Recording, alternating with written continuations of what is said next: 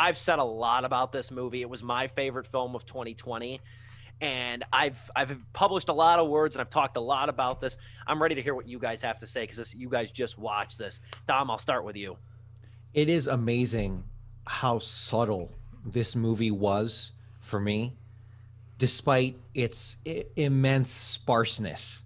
Like this movie, like 90% of this movie is just the wide open fields of of this countryside, and just their crappy little sparse little trailer home, and seemingly such a basic thing, just a man, his wife, and two kids, and then eventually the grandma gets thrown in there, and some side characters. But it had such a temptation to be so on the nose with everything, with its message, with its emotions, with its with its relationships and all of that. But somehow it remains subtle and really sped by for me. Like, I was shocked, like how this movie was able to take me from minute zero to the final ending scenes. Is I was like, holy crap, we're already like here.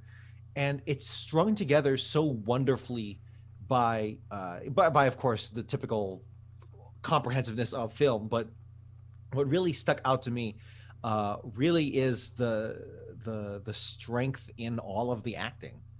Like, and it's amazing because it's how it manages to balance all of its characters reasonably well, while also really taking it all in stride with its plot line is really cool. So yeah, the father, aka Jacob, aka Stephen Yun, from The Walking Dead, as I knew him before that, he knocks it out of the park here as someone who is grasping so hard for the not just for the American dream, just to prove his self-worth, which oftentimes is just wrapped into one another.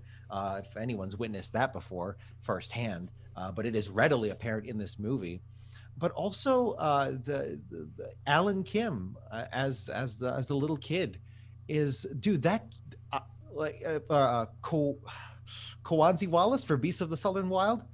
Um, Quavenzane Wallace, yes. Kavenzaway Wallace. Thank you. I know he's going to mess it up, but if she gets a supporting actress, or was it actress, just straight up actress, best actress award, like, I wouldn't be surprised if David got, maybe not, but like he's up there, and like it's just, I don't know how he did it. I don't know what I mean, really, that at that point it's a directing, right? Because it's how you guide a kid through all of that. But it's I still could. I was thinking about it all week, how to put all of this subtleness and how to really describe it, but it's still a mystery to me.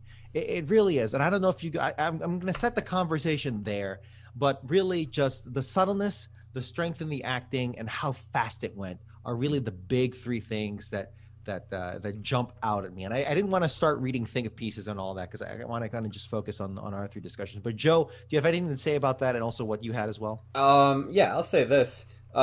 Whenever I see A24 pop up now in front of a movie, I get very happy. Like, it has officially become that. I mean, it was that studio for me in 2019, and it continues to still be that. With Uncut Gems, Midsummer, and The Lighthouse, and now Minari's up there for just very recent films that I feel like we're not getting enough of anymore in cinema. We're just not getting enough of, like, to see on the big screen because studios don't want to take a chance, or when they take that chance and want to make something about the American dream or something along the lines of Minari, it's very ham-fisted with its message. It's it's played out that we've seen before, stuff like that. Minari's not that at all. Minari's just a slice of life movie that is just refreshing to see for once. I feel like it captures the whole immigrant family very wonderfully in this film. I think it captures like how like a family would come from another country. And one thing I didn't know about this movie is that it takes place during the 80s. I had no idea about that. I thought this was a modern day film, and that caught me off guard too. So just seeing like them come in with, not only during the 80s with limited technology and trying to start a farm and everything, you really root for this family. You do root for Stephen Yoon to try and show that like he can pull off this American dream of his, that he wants to like raise this farm so that way he doesn't have to keep working at these like sexing chicken farms where they just have to identify the sex of a baby chick for like 8 hours a day and like work basically to their graves for their kids. He'd rather just do something where he can feel proud about himself and what he's grown, the money he's gained to set up future for his family. And the interaction with the entire family, as Dom was kind of touching on that subject, is wonderful. Everybody in this film to me is great, and honestly, some of my favorite moments. As much as I was happy to see Steven Yeun like finally get a big leading role, I've been wanting the guy to get something like that since Walking Dead, and he's just mostly been either like a secondary character or a supporting character. While he was amazing in this, man, my favorite moments of this film is with the grandmother, Sunjun. Yeah. As somebody who has like an immigrant grandmother who, you know, watched them when they were younger, man, the connection she has with David throughout this film and just like the bonding time they have together. Oh my god, man, that pulled at my heartstrings so much watching this film, man. I was smiling and laughing so much. It is so heartwarming. And then I'll pass off to Steve in just a second. But the one thing I'll give this movie to, it was so refreshing to see this. Because I went to this movie like, all right, it's a family moving to Arizona to start a farm. And, you know, they're dealing with a lot of Southerners. When we're going to get the racist character that's like, what are you damn Koreans doing here on this land? We didn't get that in this film. And I was so damn happy they just thought, like, you think you're about to get it. Like, there's a scene where they go to a Catholic church full of white people, and you're like, all right, here we go. It's going to happen. That kid's already giving them a dirty look. No, the kid just wants to be friends with David. And the girl also wants to be friends with the daughter. And everybody gets along with Steven Yeun. The women welcome the wife and want to be open to them. It's like, wow. Like, I don't have to see that in every film. I know that is a thing that's happening in America. I get that.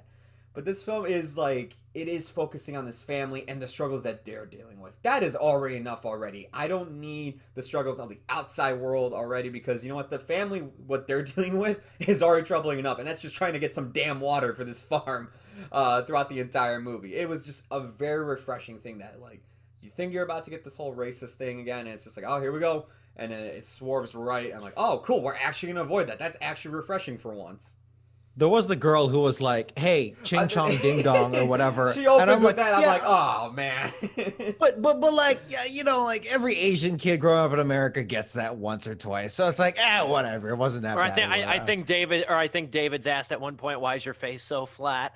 Yeah, it's like, we all get that at some point. So it's whatever.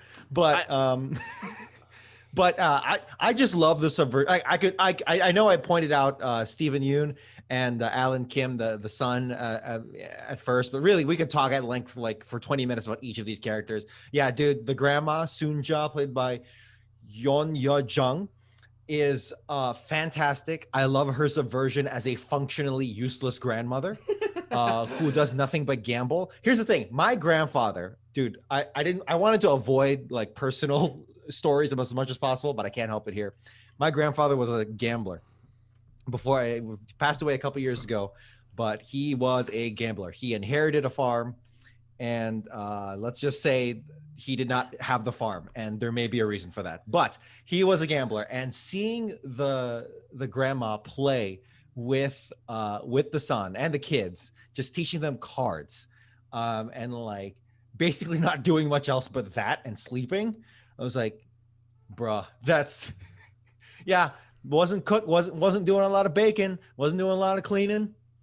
That's it. But that brought me back. That brought me back to so many things. I straight up, I am so biased with this freaking film. And I tried to really clamp down on it as much as possible. But at some point, it's just who I am, and it's just how I view this movie. And yeah, the immigrant story is kind of played out, and it's so easy to make it something cliche and preachy and soapboxy and up and down. And it's stuff I roll my eyes at. I have been rolling my eyes at for a while now.